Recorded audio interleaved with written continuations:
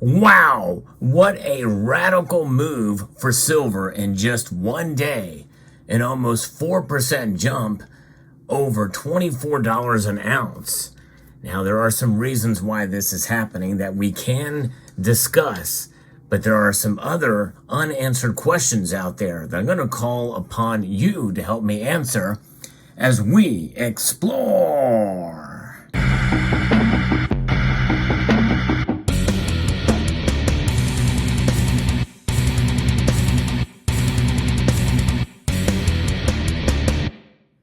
Yes, gold and silver are both up, as well as platinum and palladium. It's been a good day across the precious metals sector, but there are some reasons why that can be explained, but others that I think are still a mystery as to why silver has risen so radically today. In fact, it is the clear winner today compared to other metals. We're going to talk about that. But before we do, if you enjoyed content like this, I hope you will consider subscribing to the channel. I do like to talk about the news with regards to gold and silver, and also the fundamentals. I also like to show some pieces as well, as I do talk about the precious metals complex. So if you are here and you're enjoying the channel, if you could press the thumbs up button down below, that would help as well. So where are we at with gold and silver? Well, gold was just below $1,900 an ounce a few days ago. It is now up above that with a solid 1% move as I record this video, literally moments before the markets close. It is up $19 today to $1,917.20. Silver is up 89 cents. Yes, as I record this video, it is up 3.83% to $24.39 in the ask price, according to Kitco here. Platinum is up 0.87%, up $8 today to $9.40, and palladium is up 1.87%, a $23 rise to $1,311. Rhodium is no movement at all today. It's at 4,600. But silver's the metal to watch here. There's something going on with silver, and we're going to try to make sense of it here. I'm going to be first referencing an article here from FX Street that talks a little bit about the PMI. Now, what is PMI? You probably have heard that acronym being used. It's Purchasing Managers Index.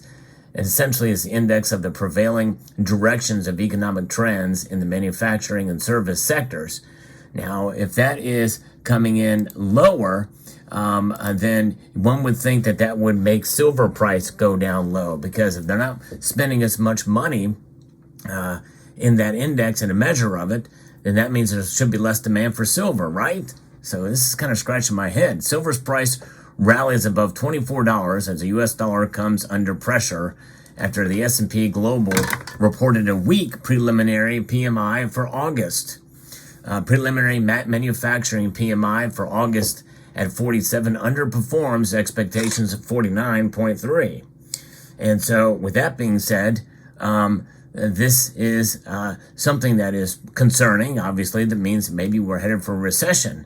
And if or that could be one interpretation of it. Weak PMI figures demonstrate the consequences of tight monetary policy by the Federal Reserve.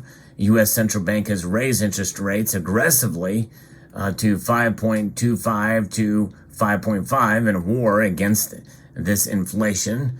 Price pressures have come significantly lower to 3%, but investors hope that inflation in excess of the desired rate will be extremely persistent. In fact, it is up.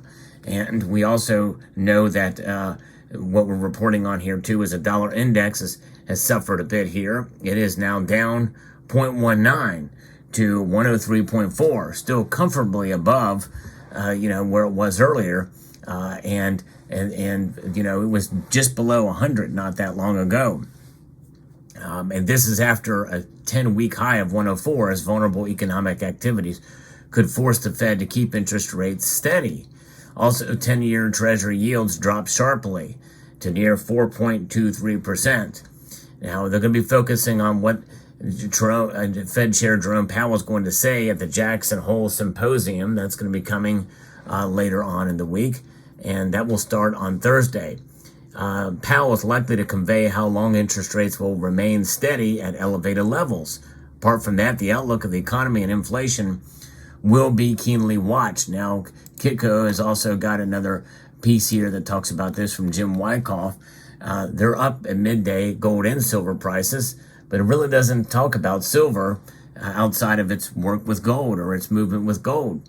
Boosted by a weaker U.S. dollar index and a dip in U.S. Treasury yields at the middle of the week. More short covering by the futures traders and perceived bargain hunting are featured in the two precious metals. The technical posture for silver has significantly improved this week, and they're basing it off of the technical posturing, I guess the moving average or what have you, which is inviting chart-based speculators to the long side of that market. That's the only sentence about it, about the technical side here, about where silver, and that's what's making the move upwards. So if people are speculating, is that manipulation to the upside? I don't know. Legal manipulation, I guess, with speculation in that space. I don't know. To me, that maybe is a perception that this climb that we're seeing very well may be short-lived, as this kind of speculation, and they may have over-speculated, which means that we may see these prices come back down to earth sometime soon. What is earth in this case? Well, we could see them fall back down to $23.50 or something soon. Still, basically, based off of my report on Monday, just a few days ago, it's already happening. The silver is moving up, and it's happening soon, sooner than I thought even. But nonetheless, we may have a consolidation, but that could probably support higher lows, which is one of the fundamental reasons why I had been talking about why silver is guaranteed to rise soon. This is the beginning of it, but there's going to be a consolidation period here too. But I think we're going to see higher lows from here on out to the end of the year. And $28 is something that could be a possibility by the end of the year, according to my prediction.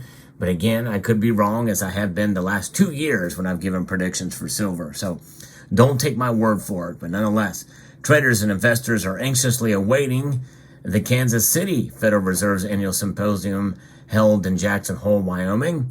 Later this week, Jerome Powell and European Central Bank President Christine Lagarde are set to give speeches there. The speeches are expected to provide insights into future monetary policy direction of their respective central banks. The European Central Bank is expected to pause its recent tightening cycle in its September meeting, while U.S. interest rates are expected by most to remain elevated for an extended period due to still significant upward inflationary pressures. The marketplace will be listening closely for a potential shift in the Fed's initial inflation goal, an upward revision to the Fed's present target of 2%.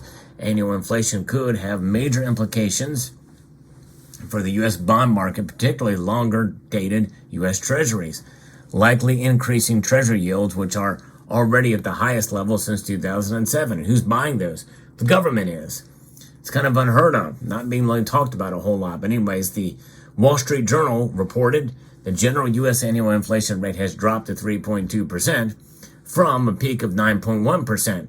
But keep in mind, folks, that 3.2% is on top of already at a much higher rate, around 8 and change, on top of that we've seen a year ago this month. The Federal Reserve has forced about 2/3 of the problematic inflation genie back into her bottle. There's still more work to do. That will be very likely the theme of Powell's speech on Friday.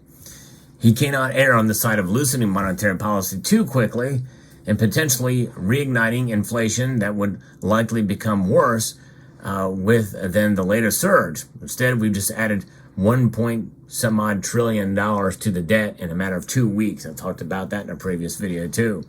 They just add more debt is what they're doing rather than printing money for it. They're just borrowing it.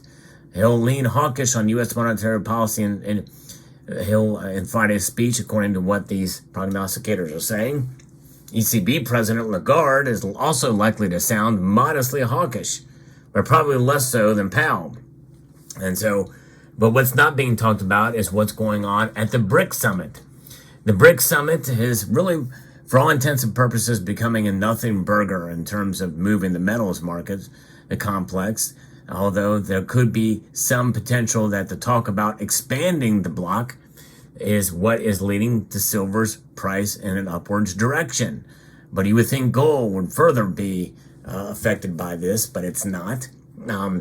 So everybody pretty much agrees that, and the BRICS nations have shot down the idea of a trade currency between the members, and I think that they know and they admit that it's years out. The dollar still dominates, and much to the chagrin, I know a lot of people like to call it trash and like to say it's fake money, but it's just unsound money. There's a big difference between unsound money and sound money. Silver, though, is reacting today. But why? Why else is silver going up? There's no talk about why it's climbing so radically, much more than gold. Now, I say that and I throw that question out there. Why it's happening so quickly? Could it be this speculation, this one sentence, essentially, in this piece about the technical posturing that's going on here? I kind of doubt it. Why would these chart-based speculators be this so long in the market like this so quickly? I guess it's a possibility, but that kind of negates this idea of a cabal for price suppression.